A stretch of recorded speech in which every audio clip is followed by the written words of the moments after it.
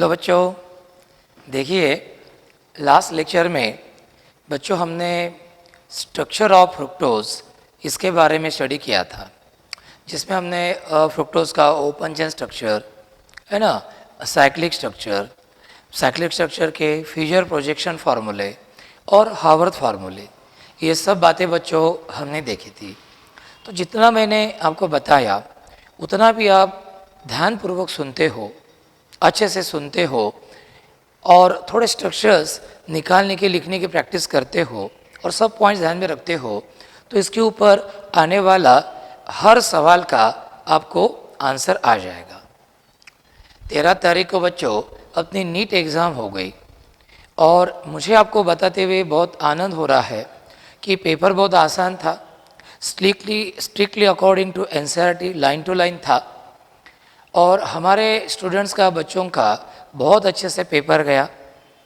हम एक्सपेक्ट कर रहे हैं कि केमिस्ट्री में 180 में से 171, 175 तक मार्क्स बच्चों को मिल सकते हैं, ऐसे बच्चे बता रहे हैं। ठीक है, अब कुछ एक आध दो क्वेश्चंस में हो गई गड़बड़ी तो हो गई, लेकिन 170 के तो कंफर्म ही हो गए, लेकिन हो सकता है 175 तक बच्चों मार्क्स कवर कर ले सकते हैं। इस साल हम अपेक्षा कर रहे हैं कि कम से कम 200-250 बच्चे होंगे जो केमिस्ट्री में 100 के ऊपर मार्क्स लेंगे आउट ऑफ 180। तो बच्चों यही वर्क आपके लिए भी करना है और आपके बैच को भी अच्छे से रिजल्ट देना है। और जैसे मैंने आपको बताया कि स्टडी करते वक्त बच्चों बस हम जो आपको पढ़ा रहे हैं, जो नोट्स दे रहे हैं वो करो, ज़्यादा से ज़्यादा अपने नोट्स के साथ एनसीईआरटी बुक पढ़ो, वही है, सेम ही है नोट्स और NCERT book.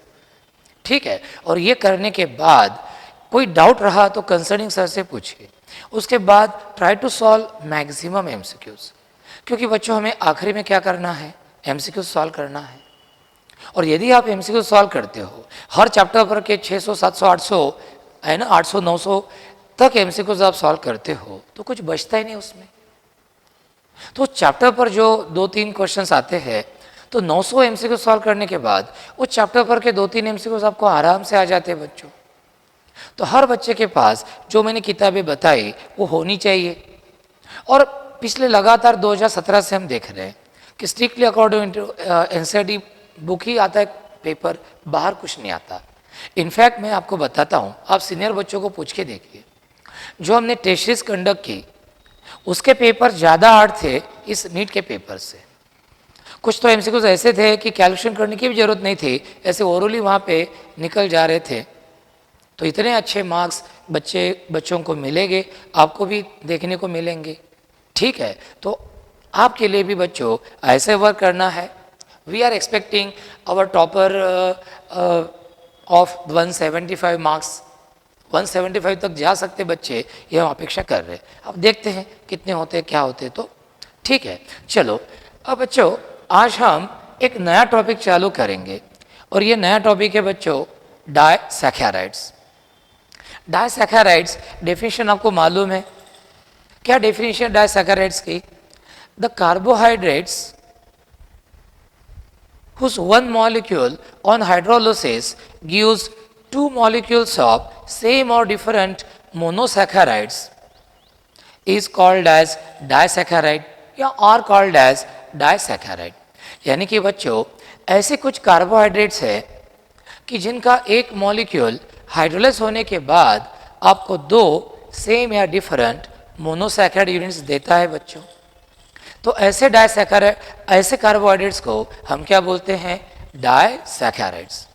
So remember what is the definition of disaccharides? The carbohydrates whose one molecule on hydrolysis gives two same or different monosaccharide units are called as disaccharides।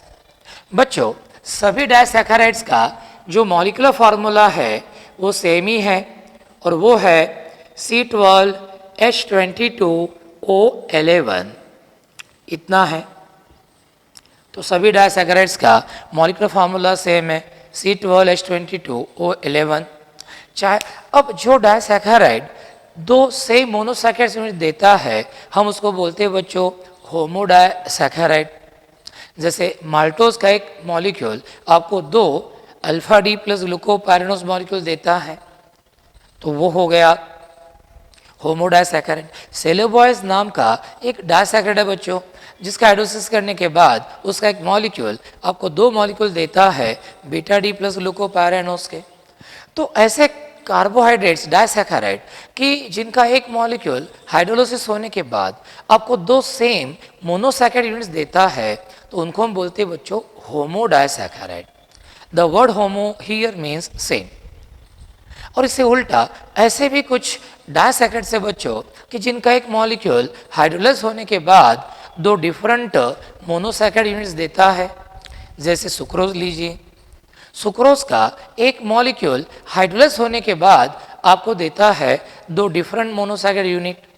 Sucrose का एक molecule आपको देता है, एक देता है alpha D plus glucopyranose, तो दूसरा मिलता है बीटा डी माइनस फ्रुक्टोफ्यूरानोज। तो मैं सुक्रोज को या ऐसे डाइसैकेराइड्स को बच्चों क्या बोलूँगा? मैं इनको बोलूँगा हेटेरो डाइसैकेराइड्स। क्या बोलूँगा मैं इनको? Hetero disaccharides. अब सवाल है बच्चों कि ये डाइसैकेराइड मोनोसैकेराइड यूनिट से कैसे तैयार होते हैं? समझ लो आपके पास 2 मोनोसैकेराइड यूनिट्स है, सेम और डिफरेंट। अब ये दोनों लिंकअप कैसे होते हैं? एक मोनोसैकेराइड यूनिट का एनोमेरिक कार्बन, एनोमेरिक कार्बन मालूम है बच्चों आपको कि आफ्टर साइक्लाइजेशन जो कार्बन नया नया एसिमेट्रिक कार्बन बनता है, जिस पर नया नया OH ग्रुप क्रिएट होता है, उसको बोलते हैं एनोमेरिक कार्बन।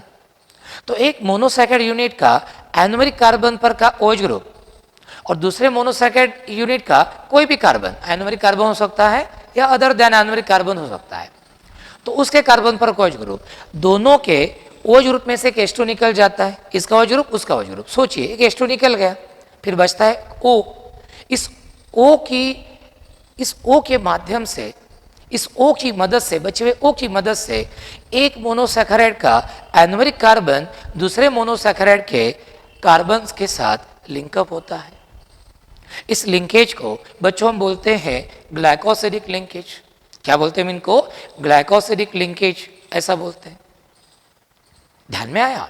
तो इस तरह से ये हो गया। फिर हमने ये भी देखा बच्चों कि सेलोबायोस, लैक्टोज, माल्टोज, ये जो डाइसैकेराइड्स है, तो ये टोलेंस रीजन को रिड्यूस करते हैं, तो हम इनको रिड्यूसिंग शुगर बोलते हैं, क्योंकि इनमें फ्री एल्डिहाइड ग्रुप क्रिएट हो सकता है बच्चों after the breaking of ring structure.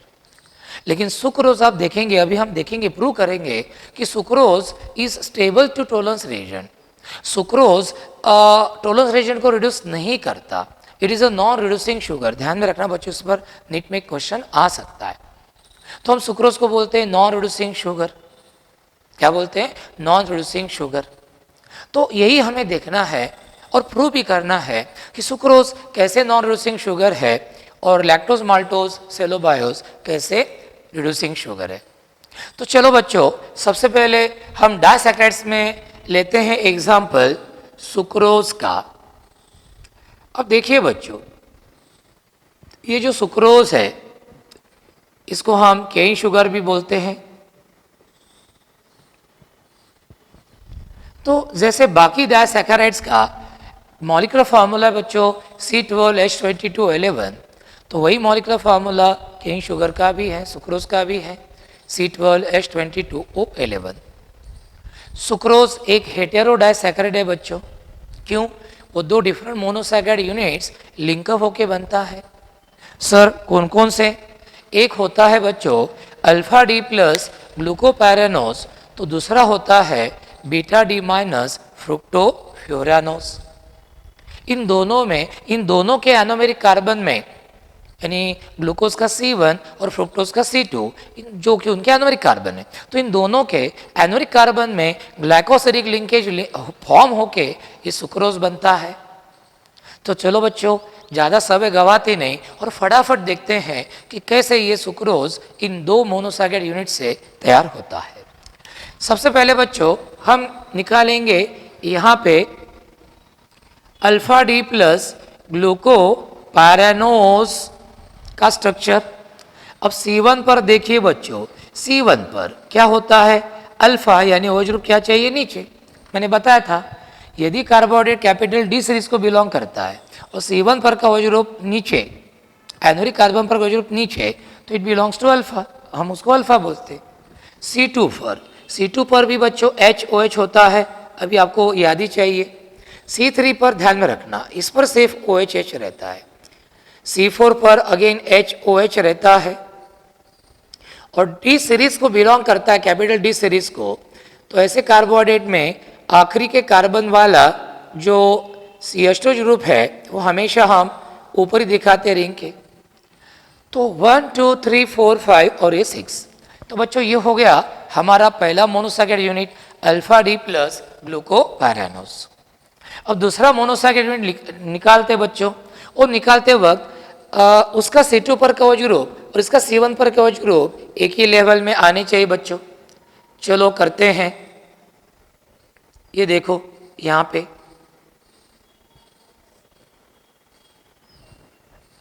ये देखो, ये मैंने निकाला ऐसा, ये देखो आपको मालूम है कि बीटा में ये कार्बन नंबर 2 रहता है और बीटा है तो OH ग्रुप क्या रहेगा ऊपर OH, और यहाँ पे रहता है CH2OH कार्बन नंबर 1 पर का।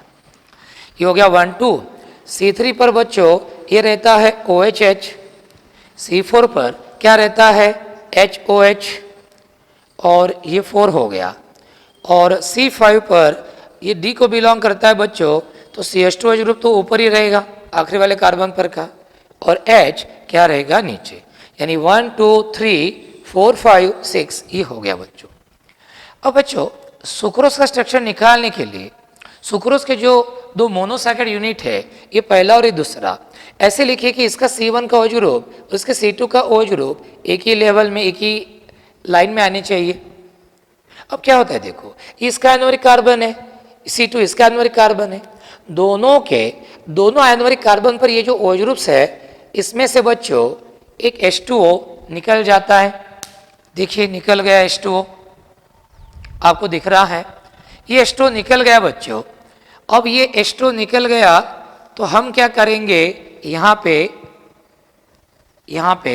हम क्या करेंगे, अब बचा ये O बच्चों, तो इस ऑक्सीजन के थ्रू हम क्या करेंगे, इस C2 को क्या करेंगे अटैच, इसको क्या करेंगे अटैच। अब ग्लूकोज का एनोरिक कार्बन C1 और फ्रुक्टोज का एनोरिक कार्बन C2 दोनों के एनोरिक कार्बन है बच्चों, और इसमें ये COC लिंकेज, ये ग्लाइकोसिडिक लिंकेज क्या हो गई तैयार। इसी को हम बोलते हैं बच्चों ग्लाइकोसिडिक लिंकेज। और इस तरह से ये हमारा क्या हो गया बच्चों, सुक्रोज तैयार हो गया। ये हमारा क्या तैयार हो गया, सुक्रोज का स्ट्रक्चर तैयार हो गया। अब मैं आपको बताता हूं, अब जो शुगर्स नॉन रिड्यूसिंग होते हैं बच्चों, जो शुगर्स नॉन रिड्यूसिंग शुगर होते हैं, जैसे हमारी सुक्रोज नॉन रिड्यूसिंग शुगर है, इसमें आप कुछ भी करो फ्री अल्डेहाइड ग्रुप तैयार ही नहीं होता, तो ये टॉलरेंस रीजन को रिड्यूस नहीं करती, तो ये नॉन रिड्यूसिंग शुगर है। और क्या है, नाम लिखते वक्त हम ऐसा नाम लिखते हैं बच्चों कि नॉन रिड्यूसिंग शुगर का जो एंडिंग है, एंड वो O साइड से होता है, O साइड से। अब जैसे इसका नाम बच्चों मैं कैसे लिखूंगा, इसका नाम मैं ऐसे लिखूंगा, पहले इसका नाम लिखते हैं बाद में इसका, तो ऐसे नाम लिखते हैं इसका alpha D glucopyranosyl, alpha D glucopyranosyl beta D fructofuranoside, इस तरह आखिरी में O साइड आया। जब हम इस प्रकार से नाम लिखते हैं बच्चों और आखिरी में O साइड आता है, तो समझ लीजिए कि वो नॉन रिड्यूसिंग शुगर है। आप बोलेंगे सर आपने इसका नाम पहले लिखा और इसका नाम बाद में लिखा, हम इसका नाम पहले और इसका नाम बाद में लिख सकते हैं क्या? बिल्कुल लिख सकते हैं। क्या होगा वो, ऐसा होगा कि beta D fructofuranosyl, beta D fructofuranosyl alpha D glucopyranoside. देखो आखिरी में क्या आ गया, O साइड। तो जनरली बच्चों जब हम इस प्रकार से इन डायसैकेराइड्स का नाम लिखते हैं और यदि आखिरी में इस तरह ओ साइड आ रहा है तो समझ लीजिए कि वो नॉन रिड्यूसिंग शुगर है, इंडिकेशन है कि वो नॉन रिड्यूसिंग शुगर है। और यदि ओज आता है जैसे माल्टोज, लैक्टोज, सेलोबाइस, रिड्यूसिंग शुगर है, तो जब हम इस टाइप का उनका नाम लिखेंगे तो आखिरी में ओज आता है, तो ओ साइड आया ऐसे प्रकार के नाम में तो समझ लेना कि वो नॉन रिड्यूसिंग शुगर है, और ओज आया तो समझ लीजिए कि क्या है, वो रिड्यूसिंग शुगर है। तो इस तरह से ये बच्चों हमारा स्ट्रक्चर है, यही जो नोट्स में मैंने बताया तो यही सबसे करेक्ट है। इसमें आप कैसे भी करो, इसमें फ्री अल्डेहाइड ग्रुप नहीं तैयार हो सकता बच्चों, वही लैक्टोज माल्टोज में होता है, मैं आपको बताऊंगा, बाकायदा एक्सप्लेन करूंगा। तो ये हो गया बच्चों हमारा सुक्रोज के बारे में। चलो अब थोड़ा सा और भी कुछ बातें इसकी देख लेते हैं। अब ये जो सुक्रोज है बच्चों, अब हेटेरोडाइसैकेराइड आपको मालूम है, सुक्रोज एक डेक्स्ट्रोरोटेटरी कंपाउंड है। ये जो सुक्रोज है तो ये एक डेक्स्ट्रोरोटेटरी कंपाउंड है, डेक्स्ट्रोरोटेटरी कंपाउंड है, यानी इसका नाम लिखते वक्त हम नाम साइन क्या लगाएंगे, plus, plus sucrose to indicate that it is dextrorotatory.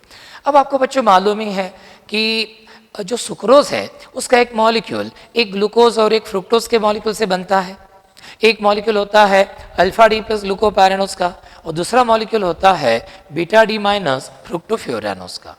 तो जब मैं इस ग्लूकोज का, सुक्रोज का क्या करता हूँ, एसिड हाइड्रोलिसिस करता हूँ डाइल्यूट HCl यूज करके वगैरह, तो ये सुक्रोज मॉलिक्यूल जो है तो ये लिंकेज होती है ब्रेक, ये लिंकेज होती है बच्चों ब्रेक, लिंकेज ब्रेक होती है।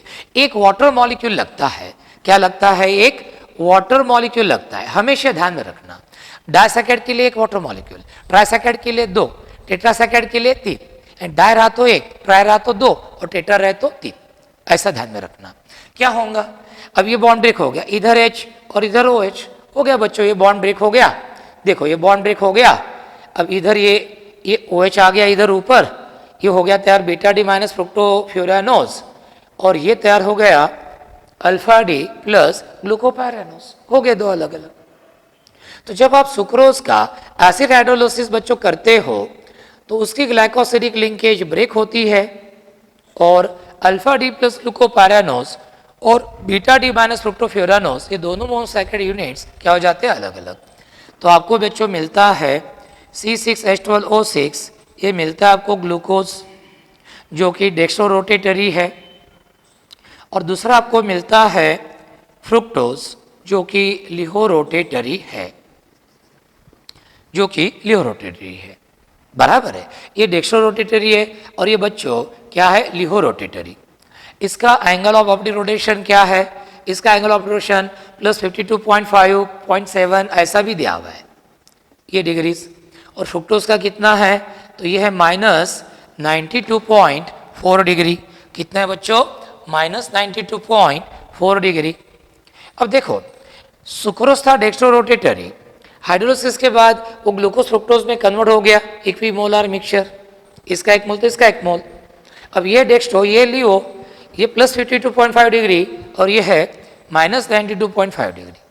बच्चों आपने देखा होगा, मतलब ये ग्लूकोज यदि प्लेन प्लस दैट के प्लेन को टुवर्ड्स राइट यदि प्लस 52.5 डिग्री से रोटेट करता है तो फ्रुक्टोज क्या करेगा, उसको टुवर्ड्स लेफ्ट 92.4 डिग्री से घुमाएगा। Laevo rotation of fructose is greater than dextro rotation of glucose. Laevo rotation of fructose in magnitude is greater than the dextro rotation of glucose। मतलब इन दोनों का जो नेट रिजल्टेंट रोटेशन आएगा बच्चों वो तो होगा लिहो रोटेटरी, वो क्या होगा, लिहो रोटेटरी होगा। इसकी साइन होगी, इस equimolar mixture of glucose fructose का जो सॉल्यूशन है उसकी साइन होगी minus, that mixture will be laevo rotatory. अब बच्चों हुआ क्या रिएक्शन में, सुक्रोज जो डेक्स्ट्रो रोटेटरी था एसिड हाइड्रोलिसिस के बाद वो बच्चों ग्लूकोज फ्रुक्टोज के इक्विमोलर मिक्सचर में कन्वर्ट हो गया। ग्लूकोज था डेक्स्ट्रो रोटेटरी, फ्रुक्टोज था लियो रोटेटरी, लेकिन फ्रुक्टोज का लिहो रोटेशन का मैग्नीट्यूड ग्लूकोज के डेक्स्ट्रो रोटेशन के मैग्नीट्यूड से ज़्यादा है। तो इसका नेट रिजल्टेंट क्या होगा कि this mixture will be laevo rotatory, it will be laevo rotatory. अब देखिए देखिए, जो साइन प्लस था वो क्या हो गया, माइनस हो गया बच्चों।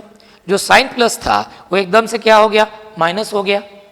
इसलिए यदि हम इसको शुगर बोलते हैं, इसलिए यदि हम इसको क्या बोलते हैं, शुगर बोलते हैं,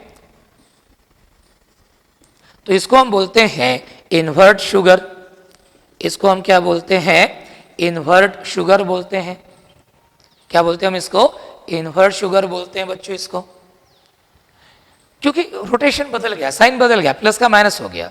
और ये जो इन्वर्ट शुगर है बच्चों, इसमें ग्लूकोज के साथ फ्रुक्टोज है। और आपको मालूम है जो नेचुरली ऑकरिंग शुगर्स है उसमें fructose is the sweetest sugar. तो नेचुरली ग्लूकोज फ्रुक्टोज का ये जो मिक्सचर है ये सुक्रोज से ज़्यादा स्वीट है।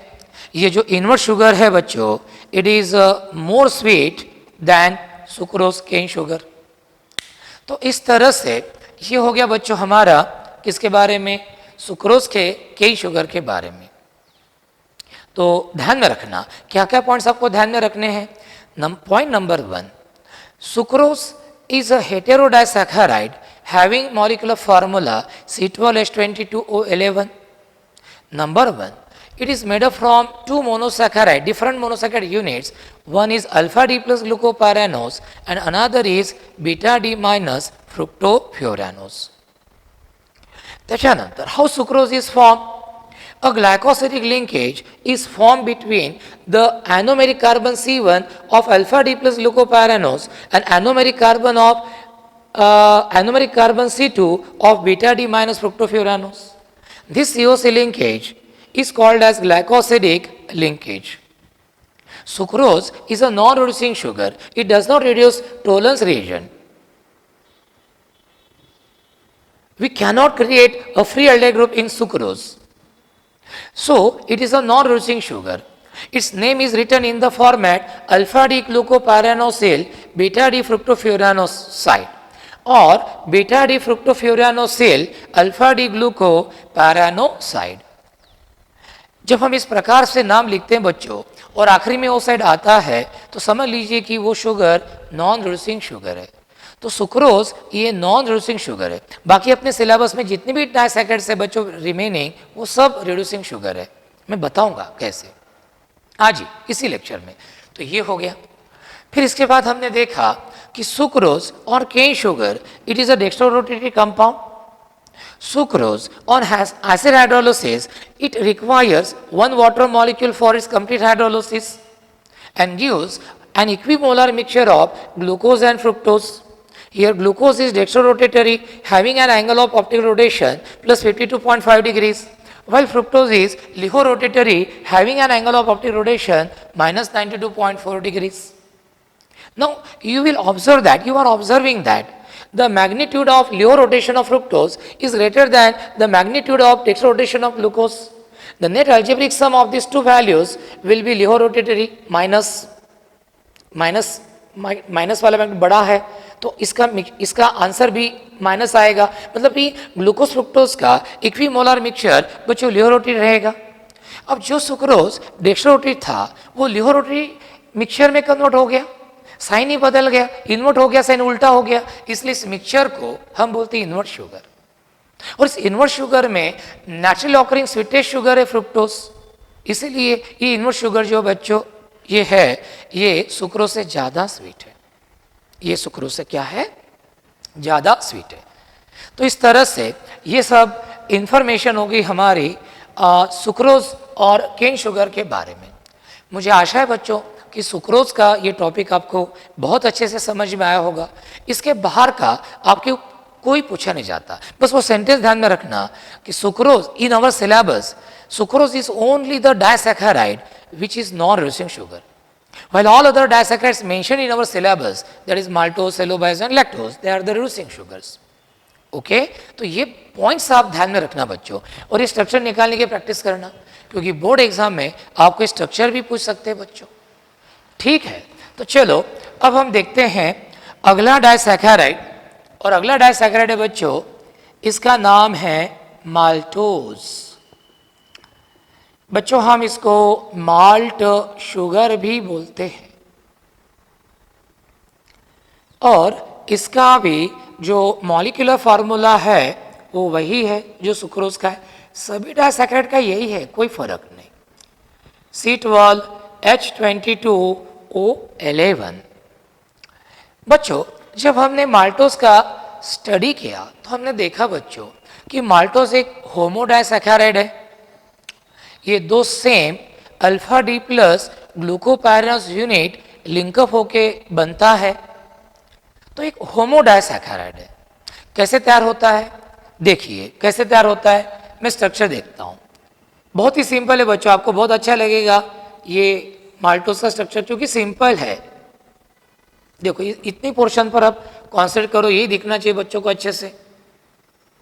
देखो अब अल्फा है मतलब C1 पर का वज्र नीचे ही चाहिए बच्चों, डी को बिलोंग कर रहा, अल्फा है तो नीचे, तो C1 पर HOH, C2 पर भी HOH, C3 पर ध्यान में रखना इसमें उल्टा है OHH, C4 पर अगेन HOH, C5 पर CH2OH H। तो इस तरह से ये हो गया बच्चों हमारा पहला अल्फा डी प्लस ग्लूकोपैरानोस का यूनिट। देखिए मैंने बराबर निकाला 1 2 3 4 5 और 6। डी को बिलोंग करता है तो ये ऊपर निकाला, अल्फा को बिलोंग करता है तो वो जरूर नीचे चाहिए। अब ऐसा यूनिट मैं बाजू में लिखूंगा क्योंकि होमोडाइसैकेराइड है, दो अल्फा डी प्लस ग्लूकोपैरानोस यूनिट से बनता है। तो चलो ये देखिए, ये C1 पर अगेन बच्चों वही यूनिट निकालना है आपको, HOH, C2 पर HOH, C3 पर OHH, C4 पर HOH और C5 पर CH2OH और H। ये हो गया। तो बच्चों मैंने अल्फा डी प्लस ग्लूकोपैरानोस के दो यूनिट्स निकाले, कुछ भी फर्क नहीं, आप शुरू से लेके आखिरी तक देखो। अब देखो बच्चों पहला जो यूनिट है इसका एनोमरिक कार्बन है C1 और दूसरा जो यूनिट है इसका C4 है, ये कोई एनोमरिक कार्बन है, इसका एनोमरिक कार्बन तो यहाँ पे है। अब ग्लाइकोसिडिक लिंकेज किसके बीच में तैयार होंगी बच्चों, पहला अल्फा डी प्लस ग्लूकोपैरानोस का ये C1 और दूसरा अल्फा डी प्लस ग्लूकोपैरानोस का ये C4, इन दोनों के बीच में ग्लाइकोसिडिक लिंकेज तैयार होंगी बच्चों। कैसी, देखो एक OH ग्रुप और दूसरे OH ग्रुप में से H, OH ग्रुप और ये H, ऐसे H2 निकल जाता है, H2 निकल जाता है और बचता है बच्चों ये O, देखो ये O बचा। अब इस O के माध्यम से थ्रू दिस O ये इसका C1 जो कि उसका एनोमरिक कार्बन है और इसका C4 ये लिंकअप हो गए। मैं ये भी पूछ डालता हूँ सेपरेटली, दिखा तो इसको अच्छे से देखो। अब ये इसका C1 पहले यूनिट का एनोमरिक कार्बन C1 और दूसरे यूनिट का कार्बन नंबर 4 एक दूसरे को क्या हो गए बच्चों, लिंकअप हो गए। देखो बच्चों यहाँ पे ये क्या तैयार हो गई, ग्लाइकोसिडिक लिंकेज।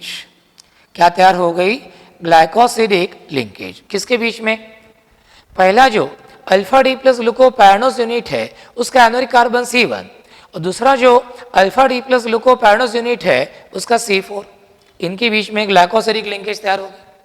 अब इसका भी आप एसिड हाइड्रोलिसिस करेंगे तो क्या होगा, ये ब्रेक होगा, एक वाटर मॉलिक्यूल लगेगा और आपको दो अल्फा डी प्लस ग्लूकोपैरानोस यूनिट्स आपको मिलेंगे बच्चों। तो इस तरह से ये है माल्टोज का स्ट्रक्चर्स। अब इसको हम क्या बोलते हैं, इस ग्लाइकोसिडिक लिंकेज को हम क्या बोलते हैं, 1,2,4 अल्फा ग्लाइकोसाइड बॉन्ड। हम इसको क्या बोलते हैं, 1,2,4 अल्फा ग्लाइकोसाइड बॉन्ड। ये क्या सजेस्ट कर रहा है कि ग्लाइकोसिडिक लिंकेज किसके बीच में तैयार हो रहा, एक यूनिट का C1 दूसरे यूनिट का C4। अल्फा का मतलब है दोनों units they belong to alpha configuration और ये ग्लाइकोसाइड बॉन्ड। तो 1,2,4 अल्फा ग्लाइकोसाइड बॉन्ड ये हो गया बच्चों। अब ये माल्टोज रिड्यूसिंग शुगर है बच्चों। अब ध्यान से देखना, इधर कॉन्सेंट्रेट कीजिए, इतना ही पोर्शन थोड़ा सा है ना, थोड़ा सा मैग्नीफाई कीजिए, इसको बड़ा कीजिए। अब देखिए यहाँ पे तो फ्री अल्डेहाइड ग्रुप क्रिएट नहीं हो सकता बच्चों, लेकिन यहाँ पे होगा। कैसे देखो, कैसे देखो, ये रिंग आप ब्रेक करो, ये C1 और O के बीच में का बॉन्ड आप ब्रेक करो, किया बच्चों मैंने ब्रेक, ओके चलो। अब O फ्री हो गया, ये C1 भी फ्री हो गया, बैलेंस एक। अब ये जो C1 पर OH ग्रुप था बच्चों, इसका H आप इधर से भेज दीजिए, जहाँ पे से वो आया था ड्यूरिंग साइक्लाइजेशन। अब C1 की वैलेंसी फ्री है बच्चों, और H गया, ऑक्सीजन की भी वैलेंसी फ्री है, तो C1 और O इनके बीच में क्या हो जाएगा, डबल बॉन्ड तैयार हो जाएगा बच्चों। ये देखो अब ये CH double bond O group तैयार हो गया। क्या तैयार हो गया, CH डबल बॉन्ड O तैयार हो गया बच्चों। यानी माल्टोज में यहाँ पे तो ठीक है, इसका anomeric carbon C1 it is involve in glycosidic linkage formation, तो यहाँ पे तो आप फ्री अल्डेहाइड ग्रुप नहीं कर सकते। लेकिन यहाँ पे देखो बच्चों, ये तो इसका तो एनोरिक कार्बन C1 फ्री था, तो यहाँ पे मैंने यहाँ पे देखो यहाँ का बॉन्ड ब्रेक करके H को इधर भेजा और यहाँ पे डबल बॉन्ड बनाया। देखो बच्चों यहाँ पे क्या आ गया, फ्री अल्डेहाइड ग्रुप आ गया। क्या आ गया, फ्री अल्डेहाइड ग्रुप आ गया। इसीलिए माल्टोज जब टोलेंस रिएजेंट के साथ रिएक्ट होता है तो ऐसे यहाँ का बॉन्ड ब्रेक होके फ्री अल्डेहाइड ग्रुप क्रिएट होता है, और फ्री अल्डेहाइड ग्रुप क्रिएट होने के कारण maltose can act as a reducing sugar. ऐसा प्रकार सुक्रोज में होता ही नहीं बच्चों। Sucrose is very stable to Tollens reagent, तो इसलिए वो नॉन रिड्यूसिंग शुगर है, लेकिन माल्टोज क्या है, रिड्यूसिंग शुगर है। अब साइक्लाइजेशन में क्या होगा देखो, समझ लो। तो ये पाई बॉन्ड ब्रेक होता है C1 और O के बीच में का। ये जो C5 पर OH ग्रुप है उसका H वापस यहाँ पे आ जाएगा, और वापस C1 और C5 इस ऑक्सीजन के थ्रू बच्चों क्या हो गए, लिंक। तो इस तरह से आपको ये ध्यान में आया होगा कि माल्टोज में आप इस C1 पर एक फ्री अल्डेहाइड ग्रुप क्रिएट कर सकते हो, ये रिंग ब्रेक करके यहाँ की। ऐसा सुक्रोज में नहीं कर सकते बच्चे आप। तो इस तरह से आपको बच्चों ध्यान में आया होगा कि माल्टोज इज क्या है, रिड्यूसिंग शुगर। माल्टोज क्या है, रिड्यूसिंग शुगर। तो माल्टोज के बारे में आप क्या बातें ध्यान में रखेंगे, पहला कि maltose is a homodisaccharide having molecular formula C12H22O11। It is a homodisaccharide and its one molecule is made up from two same monosaccharide units which are alpha D plus glucopyranose. Alpha D plus glucopyranose. How maltose is formed from these two units? A glycosidic linkage is formed in between the C1 of one alpha D plus glucopyranose and C4 of another alpha D plus glucopyranose, and thus maltose is formed. In maltose, anomeric carbon C1 of one glucose unit is involved in glycoside bond formation, but anomeric carbon C1 of another glucose is totally free. And hence, at this C1 group, by breaking this CO bond and passing this hydrogen to this oxygen, we can create here a CHO group. So, whenever maltose reacts with oxidizing agent like toleranz reagent, this bond breaks, this H passes to this oxygen and free aldehyde group is created at this C1 end. Free aldehyde group can be created in maltose, and hence maltose is a reducing sugar. This bond which is formed in between C1 of one unit and C4 of another unit, and both are alpha, this is called as 1,2,4 alpha glycoside bond. अब बच्चों ये reducing sugar है, तो इसका हम जब नाम लिखेंगे तो उसके नाम में आखिरी में ओज आना चाहिए। अब कैसे लिखते हैं देखो, समझ लो ये हमारा मेन स्ट्रक्चर है। वापस मैं ये कर लेता हूं यहाँ पे। अब ये हमारा मेन स्ट्रक्चर है और ये जैसे 4 पर ये साइड चेन है, 4 पर ये क्या है, साइड चेन है। तो हम इसका नाम कैसे लिखेंगे, 4O। कैसे नाम लिखेंगे बच्चों हम इसका, देखिए कैसे नाम लिखेंगे हम उसका, 4O। 4 पर ये O है और फिर ये अल्फा ग्लूको अल्फा है ना, 4O alpha D, 4O alpha D glucopyranosyl, 4O alpha D glucopyranosyl D glucopyranose. मतलब बच्चों इसके नाम के आखिर में क्या आ रहा, ओज आ रहा। ओज आ रहा मतलब बच्चों ये क्या है, एक रिड्यूसिंग शुगर है। क्या है बच्चों, ये एक रिड्यूसिंग शुगर है। तो इस तरह से अब आपको समझ में आया होगा कि कैसे सुक्रोज एक नॉन रिड्यूसिंग शुगर है और माल्टोज कैसे एक रिड्यूसिंग शुगर है। तो बच्चों ये हम आज 2 डायसैकेड लिए, ज़्यादा गड़बड़ हम करेंगे नहीं। कल हम और 2 डायसैकेड देखेंगे, सेलोबायोस और लैक्टोज, और उसके बाद पॉलीसैकेराइड्स, और उसके बाद हमारा कार्बोहाइड्रेट टॉपिक जो चैप्टर का सबसे बड़ा टॉपिक है वो फिनिश हो जाएगा बच्चों। मुझे आनंद है कि हमारा सिलेबस अच्छे रेट से, मॉडरेट स्पीड से चल रहा है, और ऐसा यदि रहा तो दिसंबर तक अपना पूरा ये सिलेबस ख़त्म हो जाएगा। उसके बाद अपन टेस्ट्स भी लेंगे और उसके बाद हम रिवीजन भी लेंगे। ठीक है, तो आज मैं यहीं पे रुकता हूँ। कुछ भी डाउट रहा तो मुझे व्हाट्सएप नंबर पर बिल्कुल बेझिझक पूछें। Thank you very much.